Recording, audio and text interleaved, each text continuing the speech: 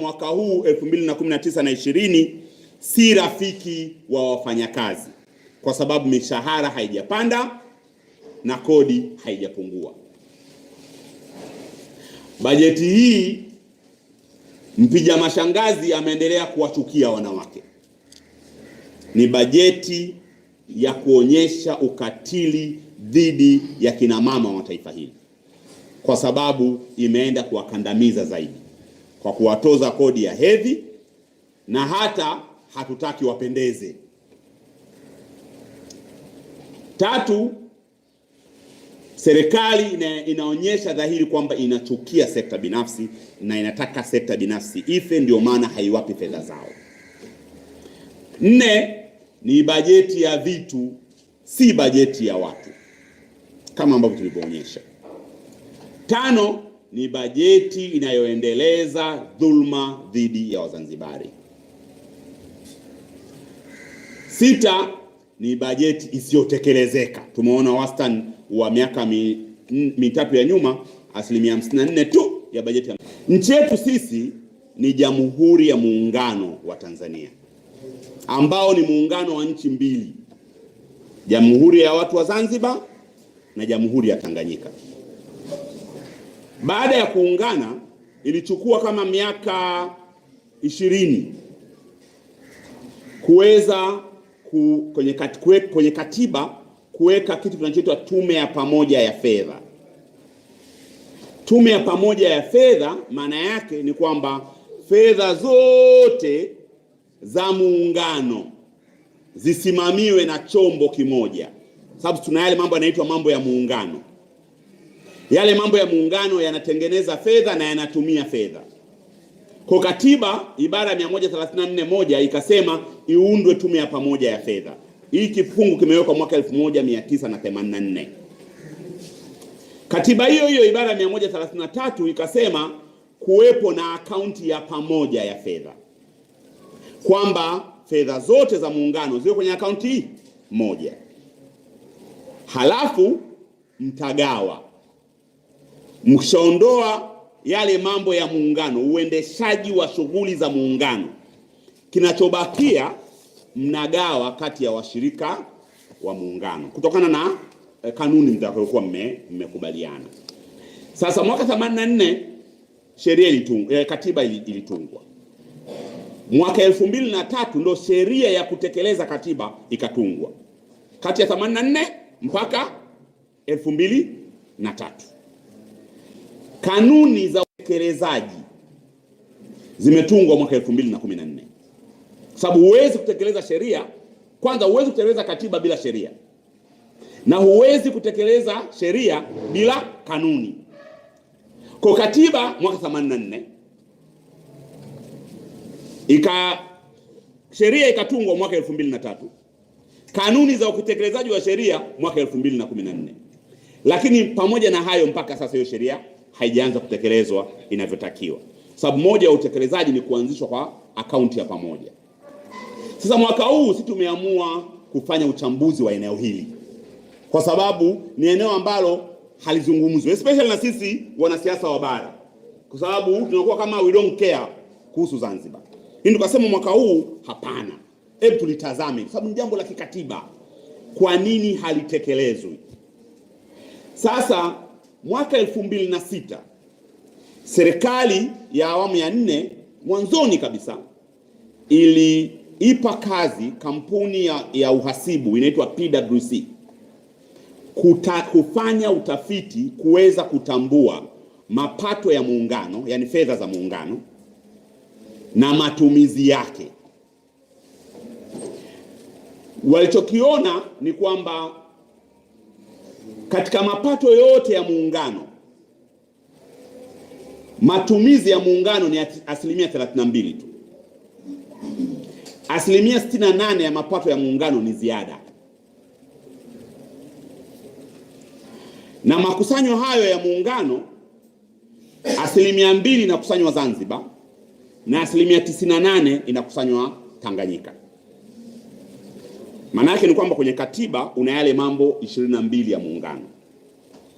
Yale mambo yana mapato na yana matumizi. mapato yake yote yakikusanywa ukayagawa kwenye matumizi, unatumia 32% tu ya zile pesa. 68% inabakia. Sasa ile 68% inatakiwa igawanywe kwa washirika wa muungano. Utagawa kwa kanuni gani? Tuna kanuni mbili. Moja, ama uangalie hisa za Zanzibar kwenye kuanzisha benki kuu mwaka 1965 ambazo zilikuwa ni 11%. Zamani huko Afrika Mashariki nzima ilikuwa na kitu kinaitwa East African Currency Board. Mwaka 65 tukaamua kuanzisha benki kuu yetu. Sasa tulikuwa tumeshaungana. Sasa Zanzibar alikuwa ni mwanachama kule East African Currency Board, na sisi tulikuwa ni wanachama kule East African Currency Board. Kwa hiyo inabidi fedha zetu kule zichukuliwe kuja kuanzisha benki kuu ya Tanzania. Mchango wa Zanzibar katika mtaji wa benki kuu kuanza ulikuwa ni 11%, ambao mnaweza mkautumia huo mchango kama mgao wa hizo fedha ambazo ni ziada ya fedha za muungano. Lakini inaweza kuwa hii ni kubwa sana. Mwaka 1994 wakati waziri mkuu ni John Samuel Malecela, walifikia makubaliano ya kwamba mgao wa misaada kutoka nje na mikopo na nini kwa ajili ya Zanzibar uwe ni 4.5% ya thamani ya hiyo misaada na nini. Kwa unaweza kuitumia, sababu hii inatumika sasa hivi ya 4.5. Lakini sisi tumefanya hesabu zetu kwa kulinganisha yote mawili. 4.5 Zanzibar ingepata nini na 11 Zanzibar ingepata nini? Please. Sasa tumechukua miaka 7 kuanzia 2013 mpaka mwaka huu, na miaka ya nyuma tumechukua kitu kinachoitwa actual collection. Hatujachukua budget, tumechukua kiwango ambacho haswa kilikusanywa, ila mwaka huu tumechukua budget. Mwaka 2013-14 mapato ya muungano yalikuwa ni trilioni 14.67.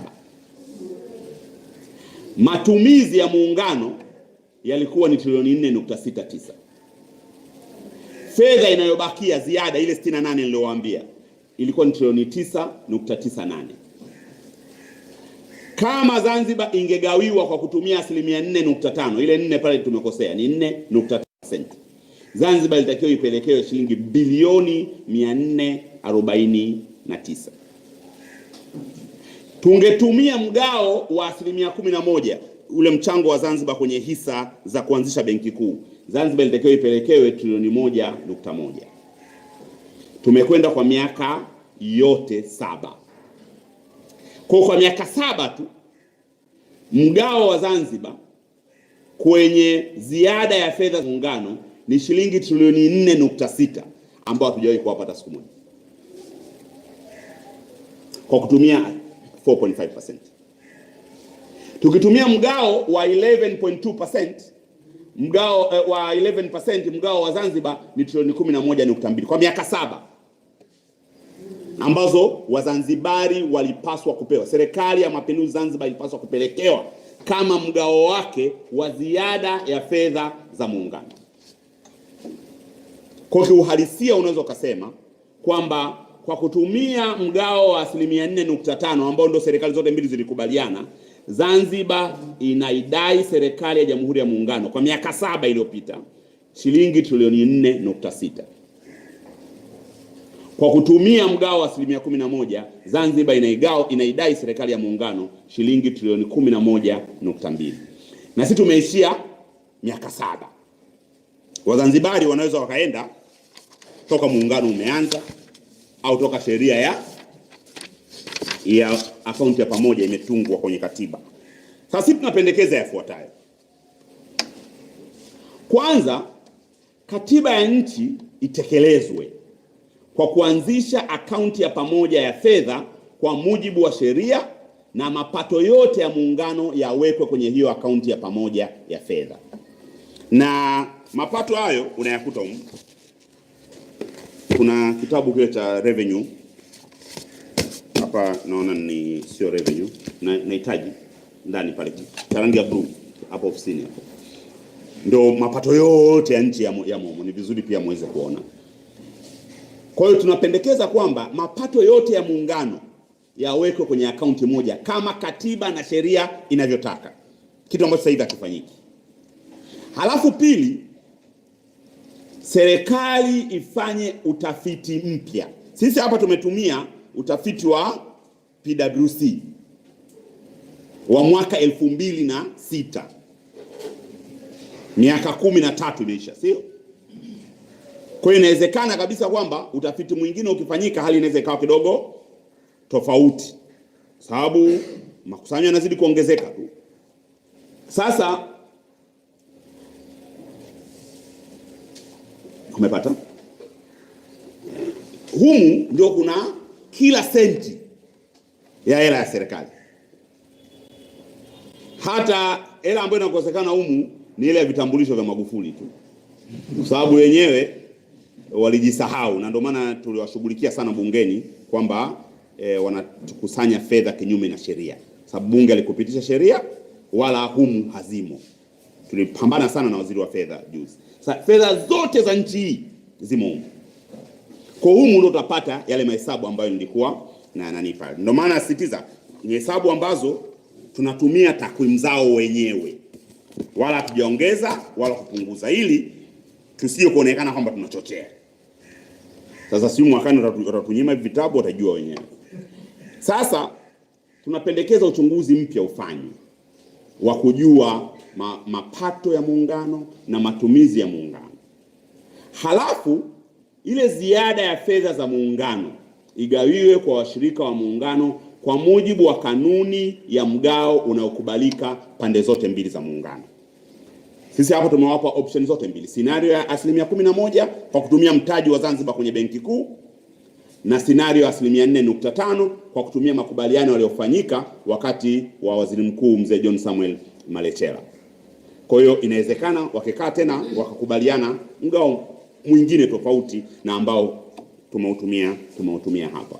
Na mwisho ni rai yangu kwa Wazanzibari, ifikie wakati sasa wafungue kesi Mahakama ya Katiba kudai mgao wake wa fedha kuanzia mwaka 1984. Bila kufanya hivyo, serikali ya muungano itaendelea kuinyonya Zanzibar daima. Narudia, natoa rai kwa Wazanzibari wafungue kesi Mahakama ya Katiba. Sisi hesabu zetu tulizopiga ni za miaka 7 tu, tumekuta wanaidai serikali trilioni 4.6 kwa 4.5 na trilioni 11.2 kwa 11%. Sina hakika, Wazanzibari wenyewe wakana wataalamu wao, najua kuna Wazanzibari wasomi wabobevu wakienda nyuma toka sheria hii imetungwa, kutoka katibu kifungu cha katiba kimewekwa mwaka 1984, naamini kabisa kwamba mgao wao fedha zitakuwa ni nyingi sana. Kwa hiyo ndio rai ambayo mimi naitoa kwao. Baada ya hilo, kuna mapendekezo ambayo serikali imeyatoa kwenye kodi mpya ambazo inazipendekeza.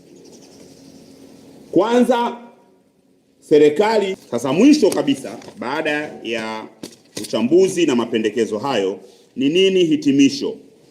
Hitimisho letu halina tofauti sana na mwaka jana. Moja, bajeti ya mwaka huu